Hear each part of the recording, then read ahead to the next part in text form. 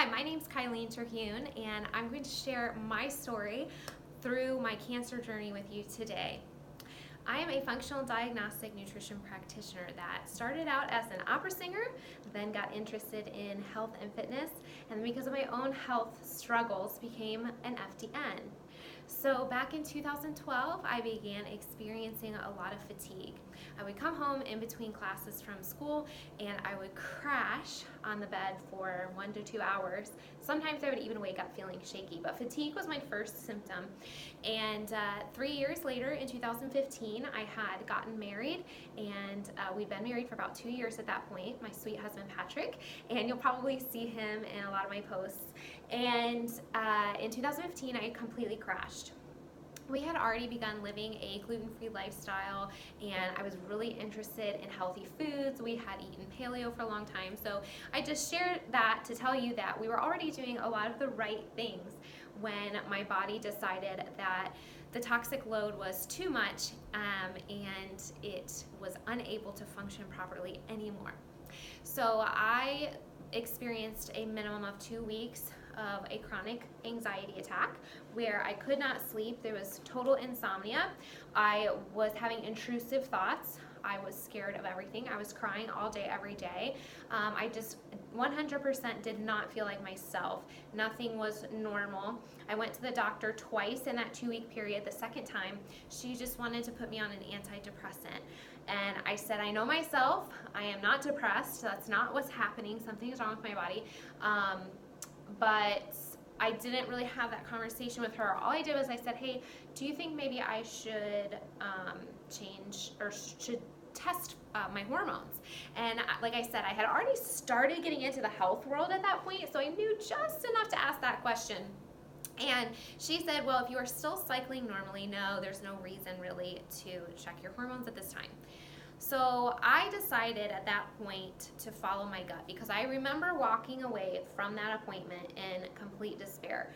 I left the doctor's office after spending weeks in literal terror, not understanding what was happening to my body, and my husband had to take time off of work to literally babysit me because I was so scared. If he couldn't do it, my mom would come and spend time with me. And so after this appointment where she offered me nothing for a second time, we went out to lunch, and I remember reaching over and holding his hand and just crying. I'm going to cry right now. He was always supportive through every step of the way, but I began to feel like I was a burden on him because of everything that was becoming so difficult in my life. I could not live a normal life. So at that point, I decided to follow my gut, and I pursued hormone testing. I discovered that I was in postmenopausal ranges for pretty much everything, and so something was definitely wrong. I, at that time, was not a functional diagnostic nutrition practitioner, so I didn't know as much as I do now about what to do, what to test for, how to balance my hormones naturally, and that sort of thing. So I went with what was available to me, which was a more functional approach, not quite as conventional, and it included bioidentical hormone replacement with progesterone and some supplementation. So that was enough at that time to get me out of the ditch. Fast forward, I was really passionate about learning why my body was behaving this way, how I could support it. So I decided to become an FDN, because as I got more into health and more into fitness and all these things, people began to come to me, and not only did I want to be able to answer my own health questions, I wanted to be able to provide real answers to those that came to me, because people that, for example, came to me with autoimmune disease, the answer was not going to be eat less and exercise more, and I knew that. And I wanted to learn more about the body, more about testing, and more about what I could do as an individual to help them and give them good advice. So becoming an FDN really changed my life and several lives, obviously of my clients, in terms of being able to help them live healthier lives. I became an FDN in about 2017, and in early 2019, I got diagnosed with Hodgkins lymphoma. So in between that time, I was living a very dedicated, healthy life with nutrition, lifestyle, supplementation. I was the picture of exactly what you do as an FDN, which is test, don't guess. And I took stool tests, hormone tests, food sensitivities tests, and I made a lot of changes. And I saw many progressions in my health through that time. My energy improved, my stomach problems improved. I had a laundry list of things throughout my life that I had experienced, PMS and terrible cycles, and all of these things were beginning to iron out, and I saw great improvement.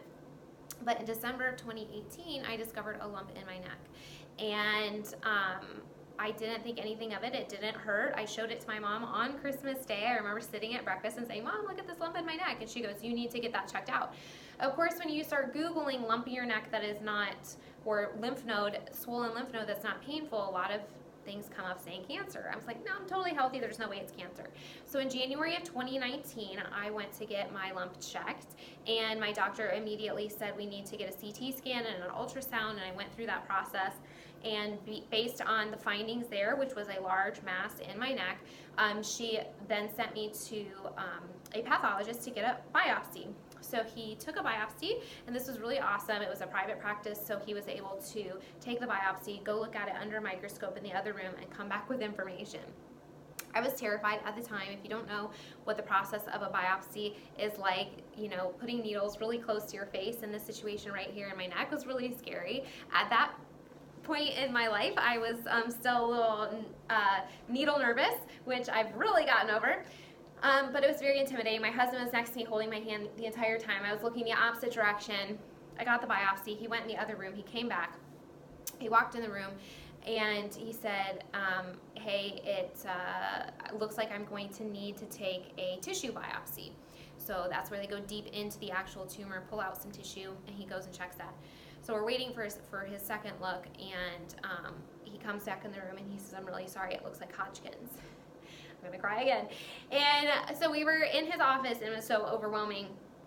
And we didn't come prepared, really. We didn't know what questions to ask. We didn't know what to do.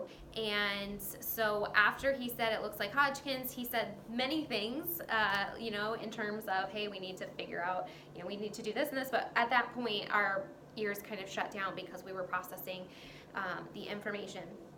So once that happened, that was in February. I believe it was February 8th or February 11th of 2019. So I got the diagnosis, and then we chose to go to Cancer Treatment Center of America in March to further get the information out, staging and treatment plan and all of that fun stuff, so that we could speed up the process a little bit because it's taking a little bit of time, and use that as a second opinion. So we did that, and it turns out that it was stage 1A non-bulky Hodgkin's lymphoma. I had no symptoms, and it was one individual tumor.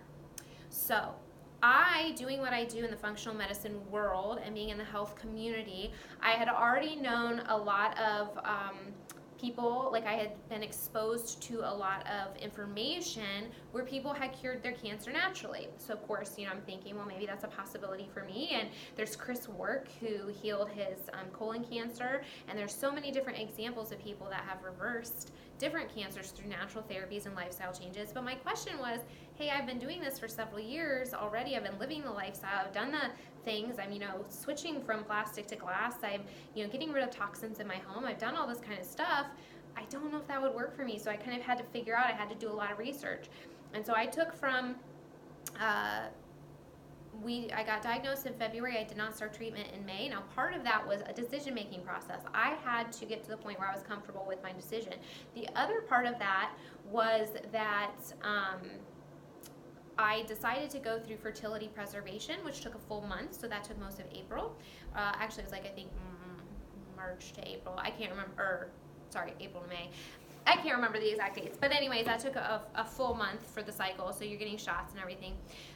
The fertility retrieval process was extremely painful. The recovery from that was extremely painful.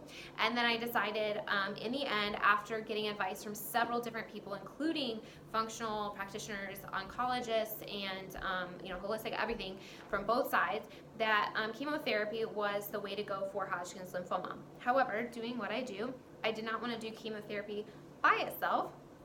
I wanted to do an integrative approach. So my personal story is that I chose to do 3 months of chemotherapy, which was 6 treatments, 1 treatment every 2 weeks. And then I worked with a naturopath who specializes in oncology and integrative care to help me with supplementation to negate any of the negative side effects that I may experience through the conventional method.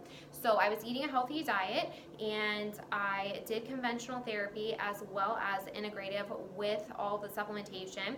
I was able to do 6 treatments, no radiation. I got my PET scan a little over 1 week. It was like 9 days or something after my final treatment.